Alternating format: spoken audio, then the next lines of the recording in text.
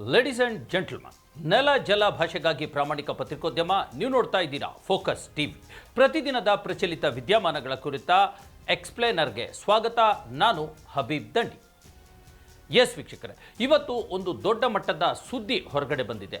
ಆ ಸುದ್ದಿ ಆರೋಪ ಮಾಡಿರ್ತಕ್ಕಂಥದ್ದು ಬೇರೆ ಯಾರೂ ಅಲ್ಲ, ರಾಜ್ಯ ಕಾಂಗ್ರೆಸ್ ಸರ್ಕಾರದ ವಿರುದ್ಧ ಆರೋಪ ಮಾಡಿರ್ತಕ್ಕಂಥವರು ಬೇರೆ ಯಾರು ಅಲ್ಲ, ಸ್ವತಃ ಕಾಂಗ್ರೆಸ್ ಸರ್ಕಾರದ ಕಾಂಗ್ರೆಸ್ ಪಕ್ಷದ ಶಾಸಕರೇ ಭ್ರಷ್ಟಾಚಾರದ ಆರೋಪವನ್ನು ಮಾಡಿಬಿಟ್ಟಿದ್ದಾರೆ. ನೋಡಿ, ಸುದ್ದಿ ಸರಳವಾಗಿಲ್ಲ. ಯಾರೋ JDSನವರು ಅಥವಾ BJPಯವರು ಈ ಕುರಿತಂತ ಒಂದು ಭ್ರಷ್ಟಾಚಾರದ ಆರೋಪಗಳು ಆಡಳಿತ ಪಕ್ಷದ ಮೇಲೆ ಮಾಡ್ತಾರೆ ಅಂದರೆ ಅದು ಬಿಡಿ ರಾಜಕಾರಣ ಅಂತ ನಾವು ಹೇಳ್ಬೋದು. ಆದರೆ ಇಲ್ಲಿ ಭ್ರಷ್ಟಾಚಾರದ, ಅದರಲ್ಲೂ ಬ್ರಹ್ಮಾಂಡ ಭ್ರಷ್ಟಾಚಾರದ ಆರೋಪ ಮಾಡಿರ್ತಕ್ಕಂಥವರು ಸ್ವತಃ ಕಾಂಗ್ರೆಸ್ ಶಾಸಕ ಆಗಿರ್ತಕ್ಕಂಥ ರಮೇಶ್ ಬಂಡಿಸಿದ್ದೇಗೌಡ ಅನ್ನುವಂಥ ಶಾಸಕ.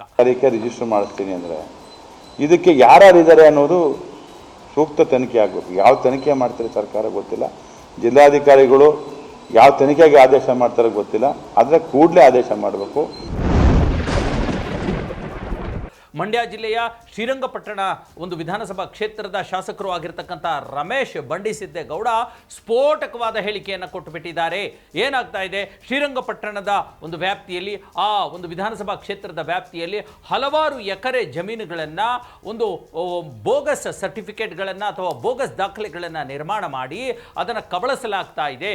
ಜೊತೆಗೆ ಒತ್ತುವರಿಯನ್ನು ಕೂಡ ಮಾಡಿಕೊಳ್ಳಲಾಗ್ತಾ ಇದೆ. ಹಲವಾರು ಕೆರೆಗಳ ಜಮೀನನ್ನು ಒತ್ತುವರಿ ಕೂಡ ಮಾಡಿಕೊಳ್ಳಲಾಗ್ತಾ ಇದೆ ಅನ್ನುವಂಥ ಒಂದು ಆರೋಪವನ್ನು ಮಾಡಿಬಿಟ್ಟಿದ್ದಾರೆ.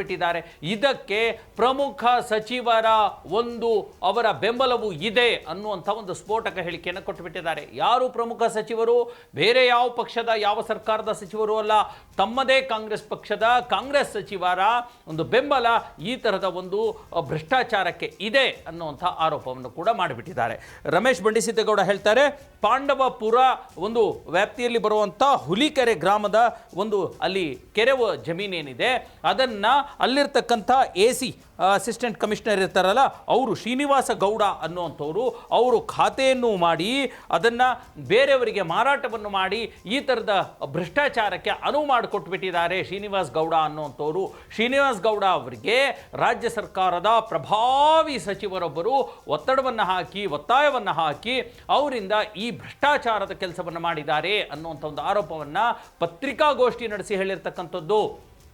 ನೋಡಿ, ಕೇವಲ ಬರೀ ಬಾಯಿ ಮಾತಲ್ಲಿ ಅವರು ರಮೇಶ್ ಬಂಡಿಸಿದ್ದೇಗೌಡ ಆರೋಪಗಳನ್ನು ಮಾಡಲಿಲ್ಲ, ಅದಕ್ಕೆ ತಕ್ಕದಾದ ಸೂಕ್ತ ದಾಖಲೆಗಳನ್ನು ಕೂಡ ಮೀಡಿಯಾದ ಮುಂದೆ ಅವರು ಬಿಡುಗಡೆ ಮಾಡಿದ್ದಾರೆ, ಮಾಧ್ಯಮಗಳ ಮುಂದೆ ಬಿಡುಗಡೆ ಮಾಡಿದ್ದಾರೆ. ಅವರು ಹೇಳ್ತಿದ್ದಾರೆ, ನೋಡಿ, ನಾನು ಎಷ್ಟೋ ಬಾರಿ ಈ ಕುರಿತಂತೆ ಮಾತಾಡಲಿಕ್ಕೆ ಪ್ರಯತ್ನ ಪಟ್ಟೆ, ನನಗೆ ಯಾರೂ ಕೂಡ ಗಮನ ಹರಿಸ್ತಾ ಇಲ್ಲ, ಹಾಗಾಗಿ ಇವತ್ತು ನಾನು ಮಾಧ್ಯಮದ ಎದುರು ಬಂದಿದ್ದೇನೆ. ರಾಜ್ಯ ಸರ್ಕಾರ, ಅದು ನಮ್ಮದೇ ಪಕ್ಷದ್ದಾಗಿರಲಿ, ಭ್ರಷ್ಟಾಚಾರವನ್ನು ತಡೆಗಟ್ಟಬೇಕು.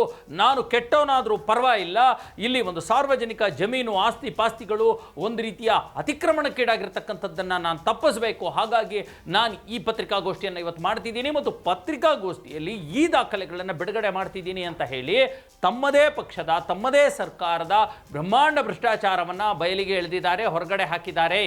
ನಾಚಿಕೆ ಆಗಬೇಕು ಕಾಂಗ್ರೆಸ್ ಪಕ್ಷದ ಆ ಪ್ರಭಾವಿ ಸಚಿವರಿಗೆ ಮತ್ತು ಸರ್ಕಾರಕ್ಕೆ, ಕಣ್ಣು ಮುಚ್ಕೊಂಡು ಕುಳಿತಿರ್ತಕ್ಕಂಥ ಸರ್ಕಾರಕ್ಕೆ ಮತ್ತು ಸರ್ಕಾರವನ್ನು ನಡೆಸ್ತಾ ಇರತಕ್ಕಂಥ ಮುಖ್ಯಮಂತ್ರಿ ಸಿದ್ದರಾಮಯ್ಯನವರಿಗೆ ಮತ್ತು DK ಶಿವಕುಮಾರ್ ಅವರಿಗೆ ನಾಚಿಕೆ ಆಗಬೇಕು. ಅವ್ರ ಮೇಲೆ ಸೂಕ್ತ ಕಾನೂನು ಕ್ರಮ ತಗೊಳ್ಳೋದ್ರ ಜೊತೆಗೆ ಅವ್ರನ್ನ ಈ ಉಪವಿಭಾಗಾಧಿಕಾರಿ ಏನು ಸರ್ಕಾರಿ ಸೇವೆಯಿಂದ ಅವ್ರನ್ನ ತೆಗಿಬೇಕು.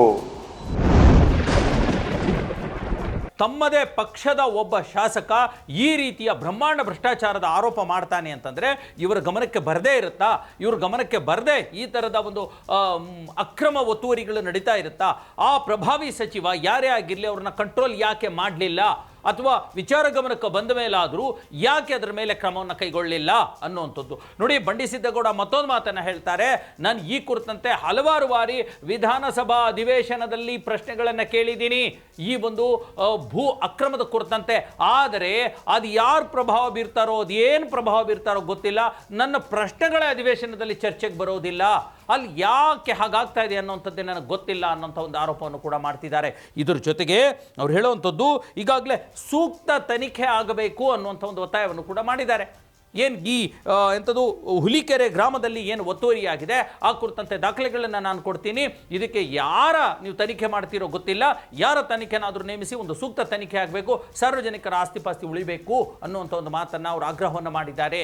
ಇದು ಕಾಂಗ್ರೆಸ್ ಪಕ್ಷಕ್ಕೆ ದೊಡ್ಡ ಮುಜುಗರ ಮತ್ತು ನಾಚಿಕೆಗೇಡಿನ ವಿಚಾರ ಅಲ್ವಾ?